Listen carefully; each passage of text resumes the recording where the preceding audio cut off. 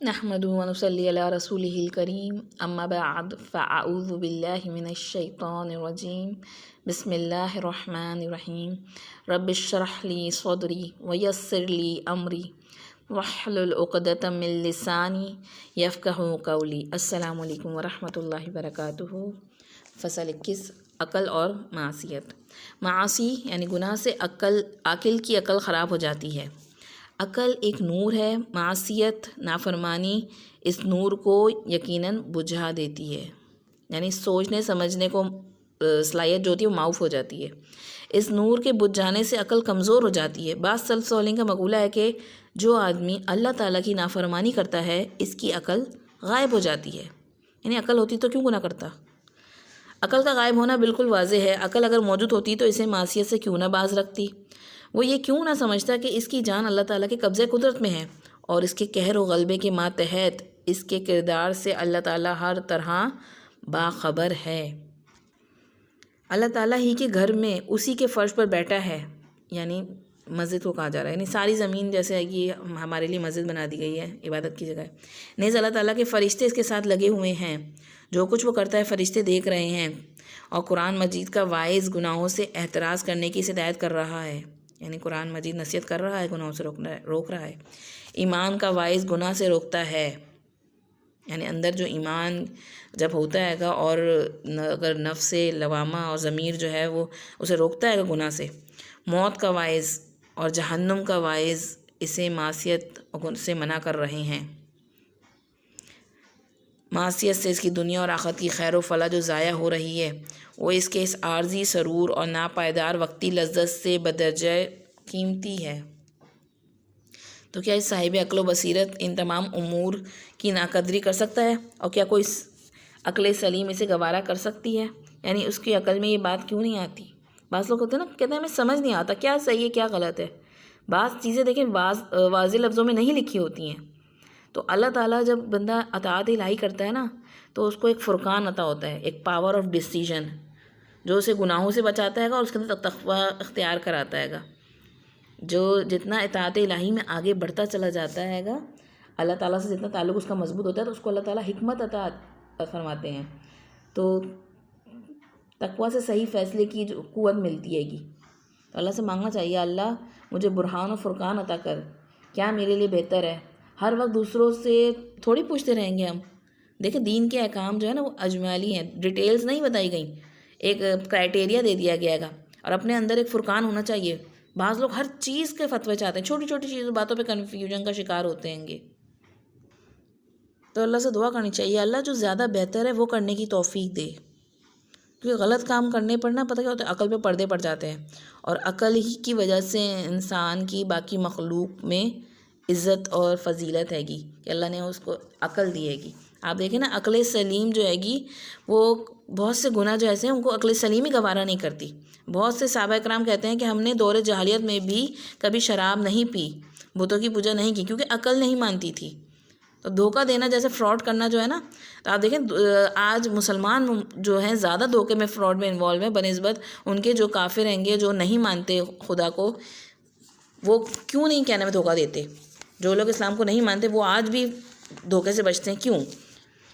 اپنی جیسے پروڈکٹ ہوتی ہے اس کی کوالٹی ایشورنس کرتے ہیں، ہر لحاظ سے پروڈکٹ کو بہترین بناتے ہیں گے۔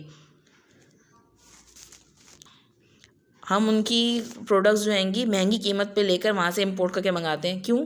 کہ ہمیں یقین ہوتا ہے کہ وہ دھوکہ نہیں دیں گے۔ یہاں اپنی مارکیٹ کی چیزوں کا ہمیں ہوتا ہے کہ یہ تو شاید نا کاپی پروڈکٹ ہو یا فراڈ ہو، یہاں پہ ملاوٹ ہو، دھوکہ ہو۔ تو ایک عقل سلیم بھی اور ایک کمپٹیشن بھی کہ مارکیٹ میں وہ بدنام ہو جائیں گے ایک دفعہ، تو دنیاوی تجارت کے لیے وہ اس طرح کرتے ہیں گے کہ کسی کو فراڈ نہیں کرتے، دھوکہ نہیں دیتے۔ تو آج بدقسمتی سے مسلمانوں کو دنیا کی بے عزتی کا بھی ڈر نہیں ہے اور نہ آخرت کا کوئی خوف رہا ہے۔ تو جتنے بھی گناہ ہیں صرف آخرت کا نقصان نہیں ہے بلکہ اس میں ہماری دنیا کا بھی نقصان ہے۔ صرف شریعت ہی نہیں بلکہ فطرت سلیم بھی انہیں غلط کنسیڈر کرتی ہے۔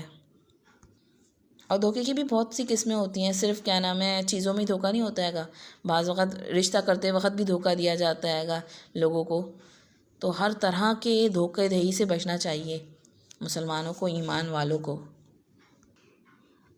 فصل نمبر 22 کثرت گناہ سے دل کی کیفیت۔ گناہوں کی جب کثرت ہو جاتی ہے تو گناہگار کے قلب پر مہر لگ جاتی ہے، یعنی دل سیل ہو جاتا ہے اور وہ غافل اور بے خبر ہو کر رہ جاتا ہے۔ جیسے کہ بعض سلف صالحین نے آیت سورہ مطففین کی آیت ہے، کلا بل ران علی قلوبہم ما کانوا یکسبون، نہیں بلکہ ان کے دلوں پر انہی کے کرتوت سے زنگ بیٹھ گئے ہیں، یعنی گناہوں کی وجہ سے کیا ہوا ہے گا، میل دل پہ چڑھ گئے ہیں، اب وہ خیر و بھلائی کو ریفلیکٹ کرنے کے قابل نہیں رہے۔ اور یہ کب ہوتا ہے گا، جب بندہ وداؤٹ اینی ریئلائزیشن کنٹینیوسلی اس سے کرتا چلا جاتا ہے نا، تو ایک طرح کا زنگ جو ہوتا ہے نا وہ بیٹھتا چلا جاتا ہے۔ دیکھیں آپ، زنگ اگر تازہ تازہ ہوتا ہے نا، رسٹ، اس کو آپ دھوئیں رگڑ کے تو وہ صاف ہو جاتا ہے، لیکن اگر اس کو چھوڑ دیں تو وہ زنگ کیا ہوتا ہے گا، وہ چیز کو، اصل چیز ہوتی ہے اس کو بھی کھا جاتا ہے گا۔ تو ایسے ہی ہوتا ہے گا دلوں پر، اگر انسان فوری طور پہ، کیونکہ گناہ تو انسان سے ہوتے ہیں گے، وہ فوری طور پہ ریگریٹ فیل کر کے اور ریپینٹ کر لے، توبہ استغفار کر لے اور اپنے آپ کو سیدھا کرنے کی کوشش کرے، کچھ نیکی کا کام کرے، تو وہ جو زنگ آیا ہوتا ہے وہ ہٹ جاتا ہے گا۔